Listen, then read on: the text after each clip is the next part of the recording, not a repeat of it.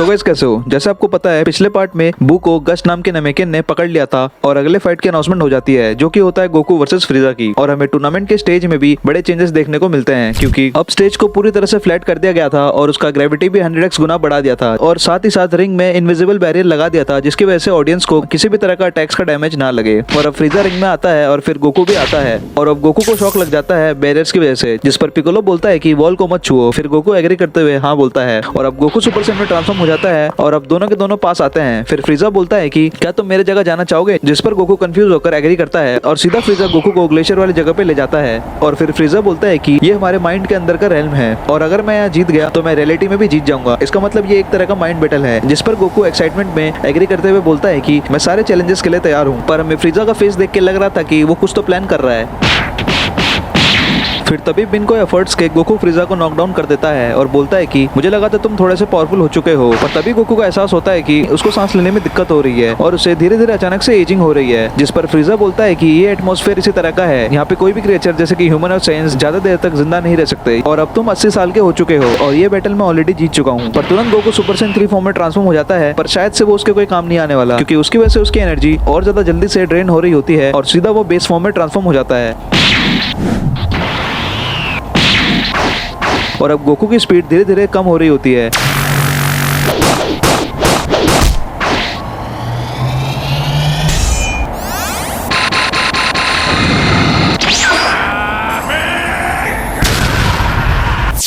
और अब वो लोग रियलिटी पे आ गए होते हैं और माइंड बैटल को गोकू जीत जाता है। और अब फ्रीजा बोलता है कि ऐसा पॉसिबल नहीं हो सकता कि मैं हार जाऊं। और ये सुनते ही गोकू सुपर सैयन में ट्रांसफॉर्म होकर फ्रीजा को एक ही पंच में वन शॉट कर देता है और ये मैच ऑफिशियली गोकू जीत जाता है। और अब अगला मैच और ज्यादा इंटरेस्टिंग होता है क्योंकि अगला मैच होता है रिकार्नेशन वर्सेस ओरिजिनल, यानी कि माजिन बू वर्सेस ऊब। और जैसे ही ऊब नीचे आता है उसे ग्रेविटी का प्रेशर फील हो रहा होता है।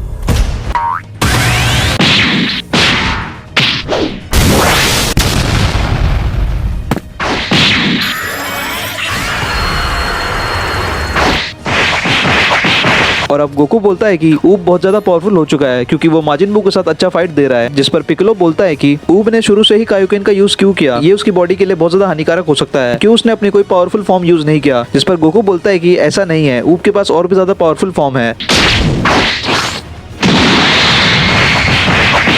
और अब फाइट की वजह से धीरे धीरे ऊब को पता चल रहा होता है कि कायोकेन की वजह से उसकी बॉडी धीरे धीरे कमजोर होती जा रही है और उसकी पावर्स भी बहुत ज्यादा जल्दी से ड्रेन हो रही है। और अब वो फाइट करते करते थक जाता है और वो बोलता है कि अब बहुत हो गया, अब खाने का वक्त आ गया। और वो सीधा ऊब पे लेजर अटैक करता है जिसको कि ऊब किसी तरीके से उसी पे वापस से काउंटर कर देता है और माजिन बू की अटैक माजिन बू को ही लग जाता है और वो वाटरमेलन बन जाता है। और ये अटैक को देखकर सारे के सारे लोग शॉक हो जाते हैं क्योंकि पहली बार ऊब किसी मैजिक टाइप के अटैक्स को मैनिपुलेट कर रहा था। जिस पर पिकोलो बोलता है कि क्या ये वाली पावर्स उसको बू से मिली है, जिस पर गोकू भी कंफ्यूज रहता है और बोलता है कि शायद से हाँ। और जैसे ही ऊब सोचता है कि वो ये टूर्नामेंट जीत चुका है, पर तभी बू ने मैच स्टार्ट होने से पहले ही एक छोटा सा अपना पीस छोड़ दिया था, जिसकी वजह से बू दोबारा से रिजनरेट हो जाता है। और ये देखकर ऊब सोचता है कि इसको फाइट में हराना तो मुश्किल है, तो फिर वो एक स्ट्रेटेजी यूज करता है और फिर ऊब बू से पूछता है कि क्या तुम मेरे साथ एक गेम खेलना चाहोगे, जिस पर बू एक्साइटमेंट में हाँ कर देता है। और अब ऊब बोलता है कि मैं 100 तक काउंट करूंगा, तुम कहीं छुप जाओ, अगर 1 मिनट के अंदर मैं तुम्हें नहीं ढूंढ पाया तो ये मैच तुम जीत जाओगे। जिस पर बू थोड़ा सोचता है और बोलता है कि नहीं, अगर मैं 30 सेकंड से ज्यादा इस जगह से बाहर रहा तो मैं डिस्क्वालीफाई हो जाऊंगा। और ये सुनकर ऊब शॉक हो जाता है क्योंकि उसकी ट्रिक फेल हो जाती है और इसके बाद बू को बहुत ज्यादा बिट्रेयल फील होता है और उसको बहुत ज्यादा गुस्सा आता है।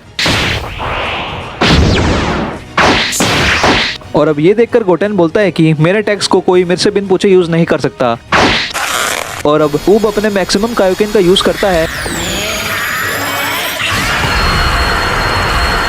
पर तभी वहाँ पे एक और लास्ट बू बचा रहता है जिसको कि हराने के लिए ऊब एक मैजिक ट्रिक का यूज करता है। वो जादू से एक जार टाइप की चीज को समन कर लेता है, जिसकी वजह से वो बू को उसके अंदर ट्रैप करके होल्ड करता है। और तभी वहाँ पे वर्गास काउंटडाउन करते हैं 1 2 3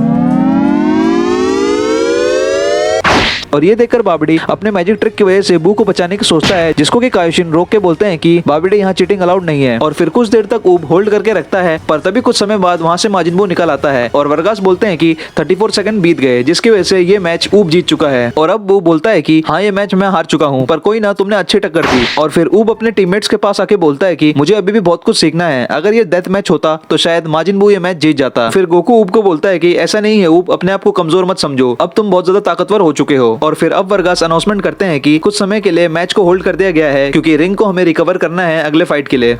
और फिर एक प्राइवेट एरिया में हमें बाबडी और डेबोरा कुछ प्लान बनाते हुए दिखते हैं। बाबडी बोलता है कि बस अब बहुत हुआ, मुझे कुछ तो करना ही होगा, अब मैं सारे के सारे फाइटर्स को अपने कब्जे में कर लूंगा और जो मेरा कहना नहीं मानेगा मैं उसको एग्जिस्टेंस से इरेज कर दूंगा। जिस पर डेबोरा बोलता है कि आप अपने जादुई ताकत से सारे के सारे फाइटर्स को अपने कब्जे में ले लो और एक इलाइट लेवल की आर्मी फॉर्म कर लो। और फिर वहीं पास ही में बू भी खड़ा रहता है जो कि इनकी बात सुनकर बहुत ज्यादा कंफ्यूज लगता है। और तभी सीन सीधा शिफ्ट होता है स्पेक्टिकेटर की तरफ। अचानक से एक स्पेक्टिकेटर के सर पे बहुत ज्यादा दर्द होता है, जिसको कि देखकर जब दूसरा स्पेक्टिकेटर उससे पूछता है कि तुम्हें कुछ हुआ है क्या, तुम ठीक हो? जिस पर वो स्पेक्टिकेटर ईवल सा लुक देकर बोलता है कि अब मैं पहले से भी ज्यादा ठीक हूँ। और तभी वहाँ पे वर्गास दिखाए जाते हैं जो कि अनाउंसमेंट करते हैं कि अगला फाइट होने वाला है शेल वर्सेस टाइफोन। और जैसे वो दूसरी तरफ दूसरे वर्गास को देखता है उसको थोड़ा अजीब लग रहा होता है। वो नोटिस करता है कि उसमें कुछ गड़बड़ है। फिर वो वर्गास पूछता है कि क्या तुम ठीक हो? जिस पर वो वर्गास ईवल लुक देख के बोलता है कि हाँ मैं बिल्कुल ठीक हूँ। और फिर अगला मैच होता है टाइफोन वर्सेस सेल। और जैसे टाइफोन मैच में जा रहा होता है राइची उसे बोलता है कि ध्यान से, इस रिंग की ग्रेविटी बहुत ज्यादा पावरफुल है। जिस पर टाइफोन उसे बोलता है कि मेरे पास एक स्ट्रेटजी है। और अब दोनों फाइटर आमने सामने खड़े हो जाते हैं फाइट करने के लिए। और तभी टाइफोन बिन को सोचे एक मॉन्स्टर में ट्रांसफॉर्म हो जाता है।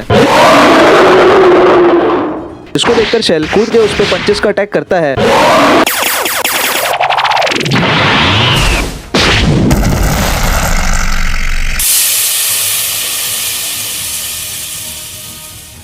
और अब शेल बोलता है कि शायद से हाँ, ऑडियंस को भी स्ट्रॉन्ग फाइट्स पसंद है और फिर हमें बराबरी का फाइट करना चाहिए। और शेल सीधा अपना जायंट फॉर्म ले लेता है। ये देखकर गोकू बोलता है कि इसने हमारे सामने तो कभी ऐसे ट्राई नहीं किया। और अब टूर्नामेंट रिंग में दो जायंट फाइटर्स आमने सामने खड़े होते हैं। एक होता है मॉन्स्टर टाइफोन और दूसरा होता है शेल जो कि अपने जायंट फॉर्म में रहता है। एक तरह से ये शेल मैक्स की तरह रहता है जो कि बहुत ज्यादा जायंट है, पर वो शेल मैक्स था, ये परफेक्ट शेल है।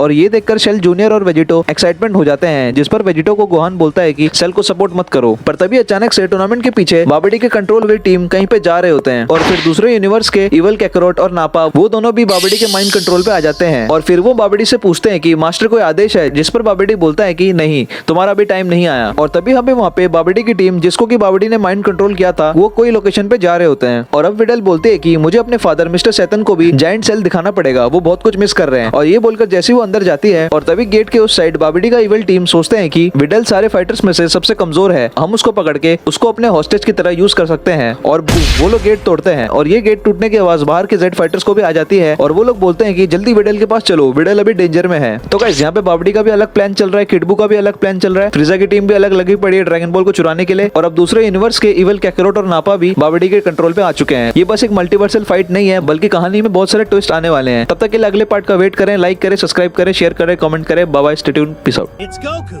but Broly? Call me Kakarot. Kakarot. Kakarot.